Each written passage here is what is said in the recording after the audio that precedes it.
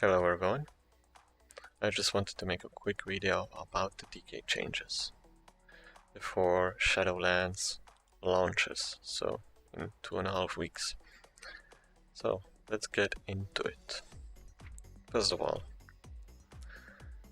Dead Coil is now baseline for all 3 specs. Same goes for Lichborne, which means you can self-heal again in all 3 specs with Dead Coil. In Unholy, it reduces the cooldown of Dark Transformation by 1 second, which is nice as well. Second thing, Anti-Magic Zone. Reduces spell damage taken by 20% as long as you're inside of it. So, another cool thing. And we got Sacrificial Pact. Your goal explodes, you heal for 25% of your HP. And one more thing that I want to mention, Chains of Ice is baseline as well. So you can use it now in Blood as well.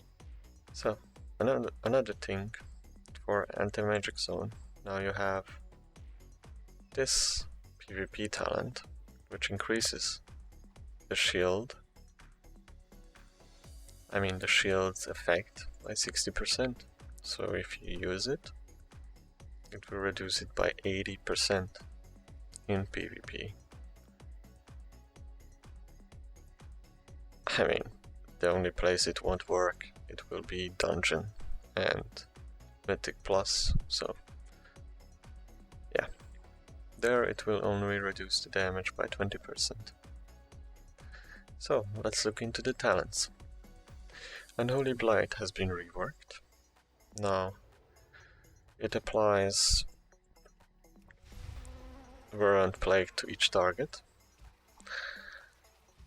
And for each stack of Unholy Blight, your pet deals 3% more damage. So, that's a cool thing. So, look at my pet, dealing 215. I'm gonna use Unholy Blight, 221, 234, 240. So it increases the damage by 3% for each stack. Other things that have been reworked, Soul Reaper. I think this is actually an earlier version of Soul Reaper. If your target dies, you get runic corruption, and of course it explodes if your target is below 35% after 5 seconds, so nothing special. Then we have Unholy Pact. So Dark Transformation creates an Unholy Pact, Uniting Flaming Chains, that's dealing shadow damage. What the hell? Okay, Blizzard, I know. With DKs deal only shadow damage, yes, but Flaming Chains dealing shadow damage? What the hell? And it gives you 5% increased strength as long as your Dark Transformation is active. Now, what I noticed is that in BGs, it gives you only 3%, which probably means the same thing for Arena, and it kinda sucks. Let's be honest. Like it's gonna make, I don't know, what kind of big difference. Army of the Damned is new as well. They basically kinda copied Magus of the Dead. It summons one of those mages, skeletons. For each Dead Coil or Epidemic you cast, it reduces the cooldown of Apocalypse by 1 second and Army of the Dead by 5 seconds. These mages last for 15 seconds, and this, from the Azerite trait, it lasted for 20 seconds. Fine. Then we have Unholy Assault. This talent has been reworked. Now it's actually dealing shadow damage, inflicting 4 festering wounds, and you get the usual 20% haste.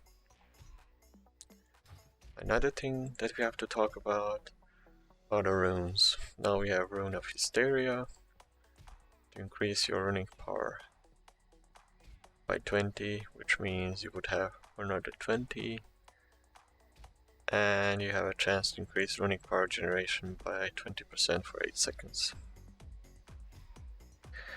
Not bad, but I think Rune of the Fallen Crusader is still the best. Then we have Rune of Sanguination. When you fall below 35% health, you heal for 48% of your maximum health over 8 seconds. I think this is not bad, maybe for tanks. Yeah, it's not bad, but nothing great. But it's still great to have more choices now. Kinda.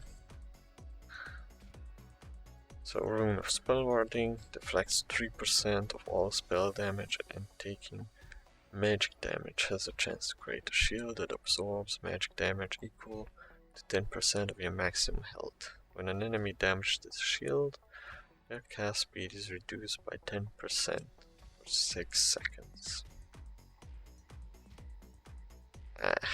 Nothing special. Rune of Stone Skin Gargoyle, nothing new. Rune of Unending Thirst, engrave your weapon with the rune that increases your movement speed by 5%. Additionally, when you kill an enemy that yields experience or honor, you heal for 5% of your maximum health and gain 10% haste and movement speed. Honestly, I don't know, maybe this is useful if you're leveling and you want to kill many mobs at once and you get some heal then, but I don't think anyone's gonna use this actually. Then we have Rune of the Apocalypse, which I have tested, but honestly it's pretty lame. Healing reduction is like 1% per stack. Or increases damage taken from the Death Knight, reduce damage dealt to the Death Knight, and slows the target and deals damage over time. This rune is, it sounds kinda cool, but that gives your goals attacks. If they are talking about all the ghouls, like not just the pet is cool, then it might be not so bad, but for PvP I hardly think that's useful, because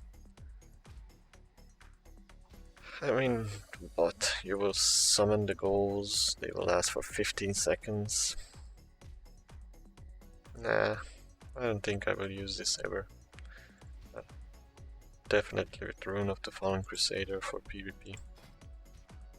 Oh, and one other thing that I think might be new. So Dark Transformation grants your goal 100% energy. So let's say you're like spamming his ability, right? Then you transform him, he gets 100% again, and you can spam Glove again. That's a little damage boost as well. Skirt strength damage done. And Apocalypse generates 2 runes. I think this is new. I think so. I think Soul Reaper gave you before runes, maybe? Am I mistaken? I really don't know anymore. But Apocalypse generating 2 runes, that's actually cool. Because I actually feel like I need those 2 runes in my rotation. Oh, and Mastery. Increases damage of your minions and shadow damage abilities now. Which is awesome. It doesn't increase only your shadow damage, but both your minions' damage. And that would be everything, I think. There's no more PvP. Like the PvP trinket, you have to buy them. momentarily, you can get them from this vendor for some small gold. If you want a PvP at level 50, you need a PvP trinket. There you go. Same effects, just trinkets. Really weak trinkets. And that would be everything. Thank you so much for watching, and see you in the next one.